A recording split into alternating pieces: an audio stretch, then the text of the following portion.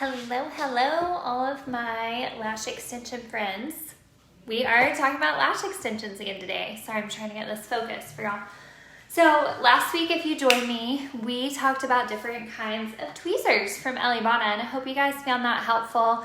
Just a little overview. It's also on the Panoply blog if you want to go check that out. It's just a little summary of how you can use each tweezer, how I find it helpful to use each tweezer, because they really do make some fantastic lash extension supplies from Elleebana. So I have lots of different lash curls for us to talk about today. I'm going to show them to you and also tell you how you can use them. Because I know sometimes if we are a newer lash artist or maybe we get stuck in a rut, we use the same curl over and over again. So we do have a wide variety of curls from Elleebana that I want to go over with you today. So to begin with, if you're wondering why are different brands so different with their curls, like you may see an M curl over here, this brand has a CC curl, this brand doesn't. Why are they all so different? Why isn't there just one type of curl? So the way that lash extensions are made is pretty much all lash extensions nowadays are going to be a synthetic blend, right? Back in the day, they used to be made of mink and other different materials like that. That doesn't really happen anymore. Number one, that causes a lot of allergies if you are using a true mink lash, not a faux mink, but a true mink lash.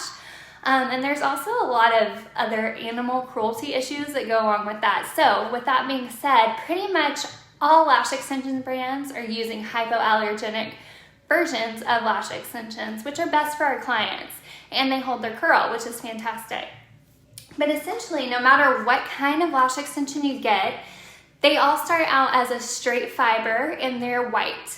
So what happens is every brand kind of has its own formula of how to dye the lashes. So you may see that some lashes are more of a blue-black, some are more of a really deep black. They might have a shiny matte or a shiny finish or a matte finish. So every finish and color is going to be a little different. So once they dye the lashes, each brand also has their own roller of lashes, for lashes. So Elleebana, we have B's, C's, double C's. Some lash brands don't have all these curls. So everyone's going to be a little different in that aspect as well, which is important to know when you're looking at different curls. So don't expect every curl from every brand to be exactly the same because they're not. And that's really where I'm going to show you what all of the Elleebana curls look like for your lash extensions. So today I got from the Panoply website from Kelly full trays of classic lashes. I have a B, C, CC, D, and L. Those are most of our basic curls that you probably use most every day. I think most of us are first trained with just plain old C curls, which you can think of as the common curl. We use that a lot in the industry, right? C curl can be used on a lot of different people and make a really pretty lash look. But let's talk about some different ones.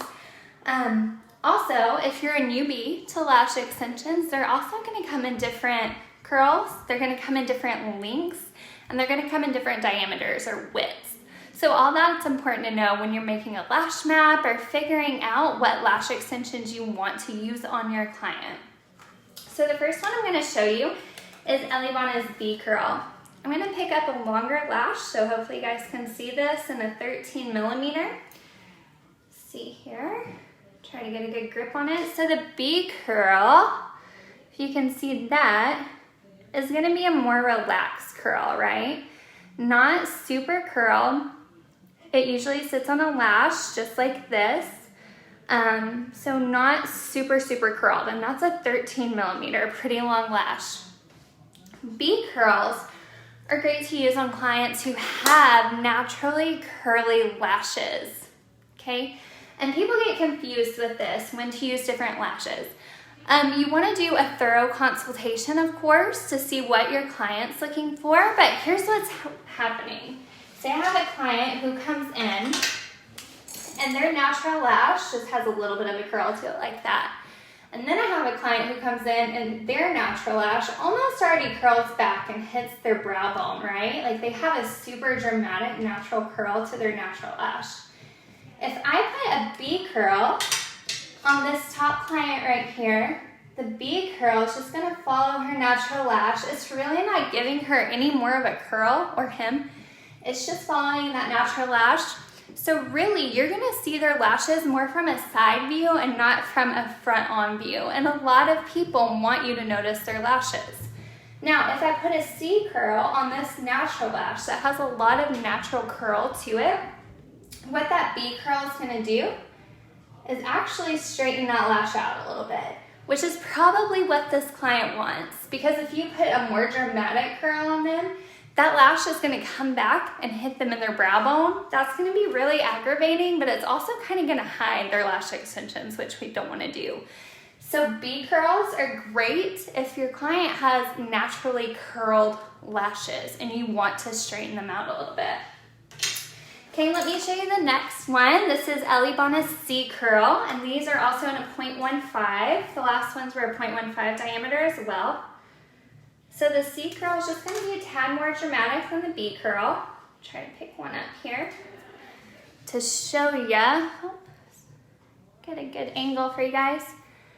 Okay, so C curl, definitely more curl than the last lash, gives a little more drama, and this is probably what you use most often. This is usually what we're trained with, is a C curl, because honestly, a C curl can be flattering on just about any eye shape. Okay, a C curl, if we're looking at these same lashes again, it's gonna add just a little more drama to this naturally kind of straight lash, just a little bit more. This one, same thing. It's not going to straighten it out quite as much, but it could straighten it out a little bit, okay? Which is what we want. So with lash extensions, we're trying to make that perfect lash line. Keep that in mind when you're picking out curls. And we also want to try to get the most retention, the best retention, the most area for retention when we're attaching that lash extension to the natural lash. So that's going to come into play as well. We have all this area to bond the natural lash to the extension, which helps a lot with retention. Okay, so C curls are used a lot. Now the next one from Elleebana, again, I have a mixed tray of 0.15s. They have a CC curl, which is fantastic because many lines don't have this. If you're not familiar with a CC curl, you can see that it's more dramatic than that last C curl. It's fantastic if you don't want to jump to a full D curl, which can be a little dramatic and also cause some retention issues for your client, but you still want a little bit more of a lift than a C curl. It's a perfect in between. What I mean with that retention issue is, again, if we're looking at a natural lash, let's talk about someone who maybe just has that average kind of straighter lash, not a whole bunch of natural curl to it. So they're coming in, their natural lash maybe is like this. What they may want is the look of a D curl. They want that drama. But what happens when we put that D curl lash extension on is we have a very small base right here to bond it. Okay, and that means the retention is not going to be great. That adhesive is going to break down a lot quicker because you don't have as strong of a bond. Now with the CC curl, it's going to be just a hair more relaxed, really not a whole lot more, but that 1 to 2 millimeters of difference here with the retention is going to make a really big difference, whereas maybe this D curl lash might only stay on a couple of weeks, but the CC curl lash could stay on for the life of that natural lash, which is what we always want. So the CC curl, think of that as I want that D curl drama, but I want the C curl retention. And so that's a good meet in the middle, in between kind of thing with the CC curl with the Elleebana lashes. So I really love that they make that. They also have a D curl. Let me show you guys that. It's going to be a little more dramatic, of course. So you can think of D as drama. Okay, this is their D curl lash. You can see it really almost makes the shape of that D, which is why it's called a D curl lash. So that provides a lot of lift, a lot of curl to a natural lash. A lot of clients want that, but again, we want to think about the retention aspect. which is why maybe if you're seeing a lot of clients come in with straight lashes and you want to give them that D curl, you may want to stock a lot of CC curls if they have the straighter lash to give them the best retention possible, okay? A lot of this is going to depend on your clientele. There's no set in stone way you can predict what kind of lashes your clientele is going to have. Ethnicity does play some parts in it, so you may notice in certain areas if you see one ethnicity over another, they might have curlier lashes, you might have super straight lashes that almost point downwards, or you might just have a really average lash clientele. So you kind of have to grow your stock of curls and different lashes based on what you're seeing, okay? The last one I'm going to show you is an L curl. Now, you may or may not have experience using an L curl. Let me show you how it's different than the other curls. You can see that it really is kind of shaped like an L. See that flat, straight base, and then it shoots straight up. If you are a lash lift artist, this is what we're talking about when if you use a shield, it creates an L curl, right? Like when we use our shields for lash lifts, it has that out and straight up effect to the natural lash, just like the lash extensions have here with an L curl. The clients that I love using L curls on are the clients with super straight lashes. Okay, because what you want to do with those clients with super straight lashes is give them the most lift possible, right? So you have a client come in with a super straight lash, like they have no curl to it at all. Sometimes they even look like they grow downward, or maybe they do grow downward. What we want to do in our mind is give them that D curl to really lift their lash. But you see that tiny little base? Like it's gonna have no retention. Hopefully you guys can see that. What the L curl does instead is it provides this full base before it lifts. Because it's shaped like an L, it gives you this long base to attach to the natural lash before it lifts up. Okay, so not only does that look better, it's more visually pleasing, but it gives you the best retention possible while lifting the lash. So that's why we use an L curl, for those naturally really straight or almost downward growing lashes. Fantastic. And those can be used for both classic and volume. They're a little trickier if you're a volume artist to get the hang of them, but they can definitely be used. Okay, so those are the different times we would use these different curls. You can mix curls throughout a set. You could do like half of an I in a C curl, the other half in a D curl, or really whatever curls you want to use. Or you may see curls mixed throughout a set to really give a lot of texture. Elleebana recently posted a profile view of one of my lash sets where I mix C and D curls throughout the lash line just to give it some texture, and that can be really pretty. If you're mixing lash curls like half of an I, so you want to do the outer corner in Ds and the inner corner in Cs, or something like that, that really plays into our lash mapping techniques.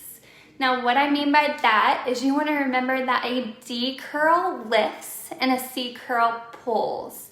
So if you're using a D curl on the outer corner of the eye, it's really going to lift the eye. So someone with maybe more downward turned eyes on the outer corner could benefit from that a lot. A D curl lifting the outer corners of the eye. So C curl pulls and a D curl lifts. Keep that in mind. That's some other ways that we are going to use curls to change our lash mapping techniques and really flatter our client's face and eye shape as well. So possibilities are endless. You can get as creative as you want with all of these different curls from Elleebana. Again, Kelly stocks all of these on the Panoply website. That's where I got all of mine. And I don't know if y'all can see this, but they have a really beautiful dark black finish to them. They're not super shiny, which I like. And they have a lot of variety. So fantastic. Go check them out if you're a lash artist. If you guys have any questions, feel free to leave them in the comments. I'll hop on later and check them. And if you want to see more videos about lash extensions on here, let us know. Kelly and I thought this could be beneficial because we know a lot of you are lash extension artists as well as lash lift artists. So I want to help you as much as possible. I am also hosting an online master course for lash mapping. It's going to be April 19th and 20th. So if you're interested in that, all virtual online, let me know. I'll leave the information in the comments below, and I will hop on again next week probably for another live. So let me know what you guys are wanting to see. Hope you have a great week. Bye everyone.